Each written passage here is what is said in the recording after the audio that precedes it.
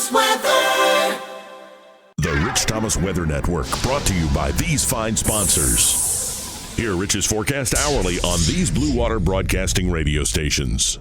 Hey, good morning, everybody. How you doing on this Monday morning? It's the 8th day of July. Hope you had a great holiday weekend. If you're like me, you were probably radar watching over the weekend. You know, like for instance, yesterday, seeing a big, massive rain heading our way, and then it kind of falls apart or splits apart. So, you know, some of you got some good rain, a lot of you didn't. But there's some interesting things to talk about today. A low pressure area in Georgia, which could be tropical in nature when it gets to the Gulf of Mexico. Then what happens? Where does it go? And how does it interact with an approaching frontal system? Interesting stuff here. First, from the National Hurricane Center, it is so weird to see an X over Georgia with an arrow pointing down into the Gulf of Mexico.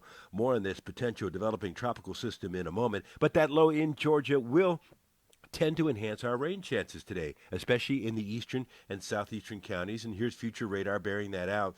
Some good rains in Georgia as well. But even here in central Alabama, I think we have a decent chance of at least seeing a few downpours later on today and tonight. Today's high around 96. The heat index a ridiculous 102 to 106 again. Tonight's low a steamy 76.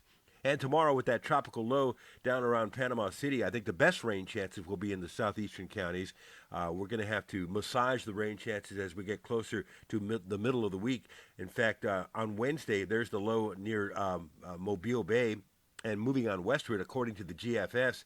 But a little approaching frontal system will interact with that tropical moisture, so we'll take the rain chances up a little bit, especially towards Thursday, Friday, and Saturday. Notice how that front stalls to the north and interacts with that low, and it's really unknown exactly how this low will move, but the GFS takes it to Texas, and on Sunday the rain chances are still pretty decent across the area, at least in the 40 to 50% range, I think. So we'll put the high at 97 tomorrow. We may have to take the Tuesday rain chances up a bit, but notice how I've eased them up just a notch as we get to Wednesday, Thursday, and Friday with that approaching front. And even into Saturday, and the temperatures go down a little bit, trending down to the low 90s by the time we get to Saturday.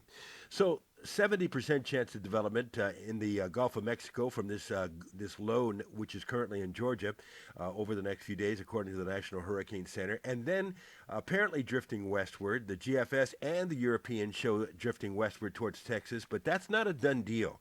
This could change because of the interaction with that frontal system up to the north. We'll see if that has some sort of effect on the potential track of this developing low in the Gulf of Mexico. So stay tuned.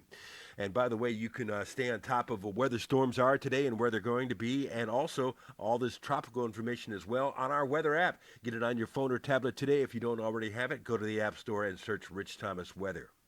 So I was just thinking, this being the 8th day of July, there are some kids who start school 1 month from today on the 8th day of August. How about that? Summer is moving along quickly. Hey, everything's normal this morning. Live on the radio, 6 to 9, News Talk 93.1. Meteorologist Ryan Stint and I will talk weather on CBS 8 at 5:50 this morning. CBS 8 and ABC 32, the Alabama News Network.